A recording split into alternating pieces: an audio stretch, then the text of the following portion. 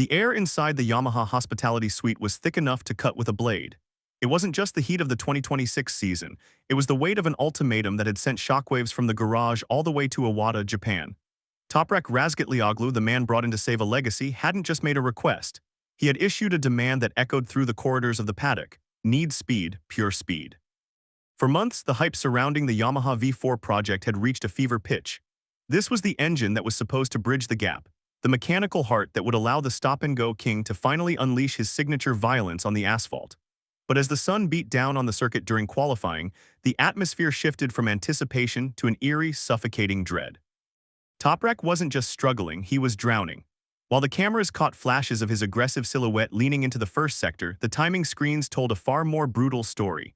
The ambitious V4 project, the gamble of a decade, was stalling on the world stage. As the checkered flag flew for Q1, the screen flashed a number that felt like a physical blow to the team: 21st. No one inside the paddock expected what would unfold next.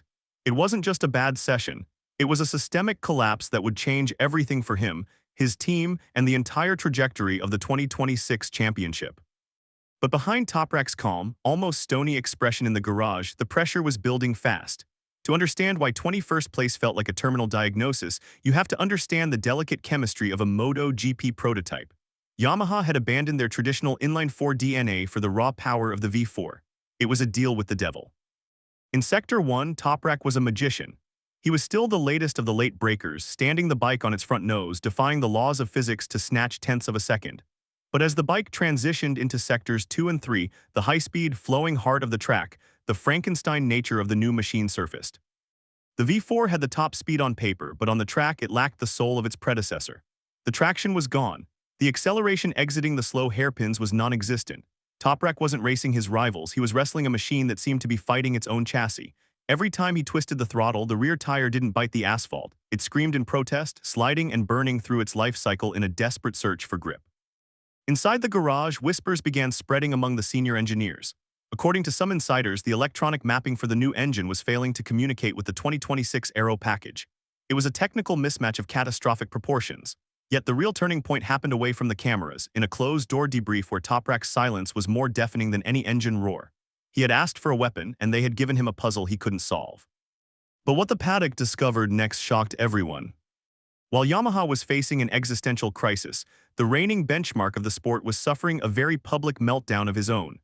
Francesco Pecco Bagnaia, the two-time world champion and the poster boy for Ducati's flawless engineering, was currently a man possessed, but not by speed. He was possessed by frustration. Throughout Q2, the professor of MotoGP looked anything but academic. The Ducati GP26, a bike that had spent the last 3 years turning the grid into its personal playground, was suddenly behaving like a wild animal. Bagnaia was missing apexes. He was wide on the entry. On his final push lap, the very moment where Pecco usually finds a hidden gear, the bike bucked under him, a violent wobble that forced him to shut the throttle. Eliminated out of the top spots.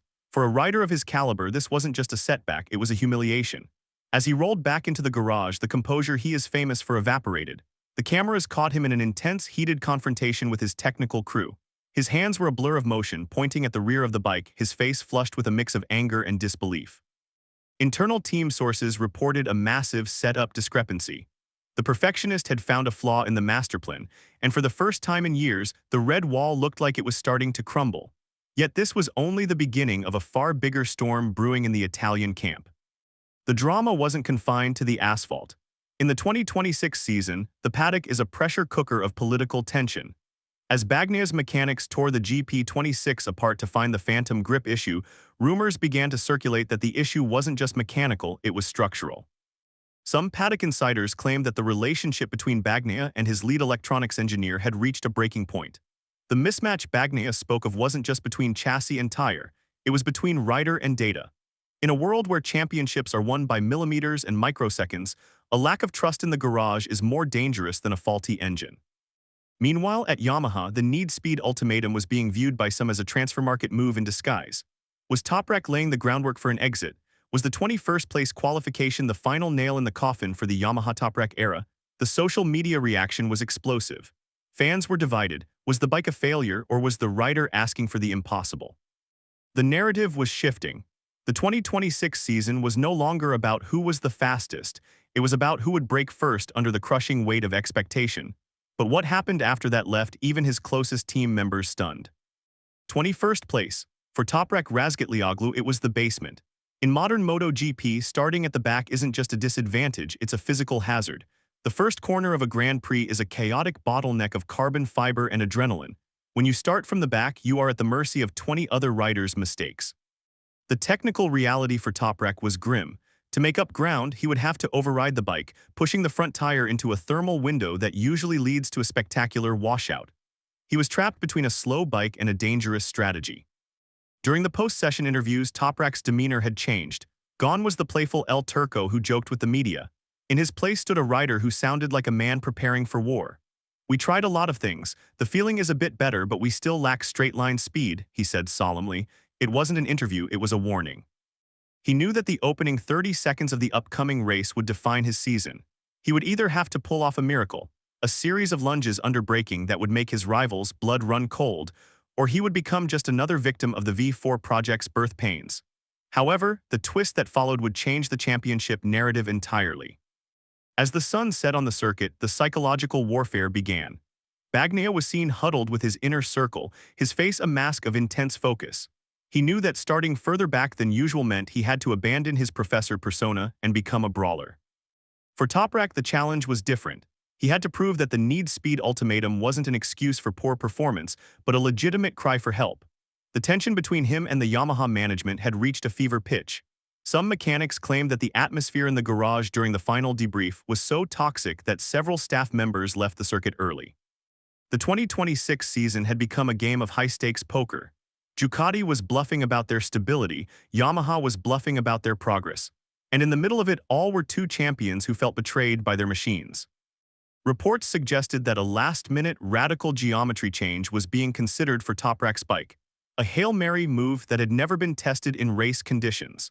It was a gamble that could lead to a historic comeback or a mechanical disaster that would end his weekend in the gravel trap. The stage is now set for a race that feels less like a sporting event and more like an exorcism. Toprak Razgatlioglu, starting from 21st, looking to reclaim his dignity and prove that his aggressive style can overcome a flawed machine. Francesco Bagnaia, fighting to stop the rot within the Ducati garage and maintain his reputation as the king of consistency. Neither man is just fighting the riders around them, they are fighting the ghosts of their own expectations. The paddock is waiting, the fans are screaming, and as the lights prepare to go out, one thing is certain. The 2026 season has officially moved past the point of no return. What happens when the braking god meets the first corner chaos of the back of the grid? The answer will either be the greatest comeback in the history of the sport, or the final collapse of a project that promised the world and delivered 21st place. Yet this was only the beginning of a far bigger storm, and the paddock is not prepared for what comes next.